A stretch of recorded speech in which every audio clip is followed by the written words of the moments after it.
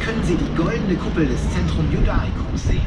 1866 als neue Synagoge im Beisein von Otto von Bismarck eingeweiht und im Zweiten Weltkrieg stark zerstört, erfolgte der Aufbau der Synagoge 1988 bis 1994. Als nächstes passieren wir die Friedrichsbrücke, die erstmals 1703 errichtet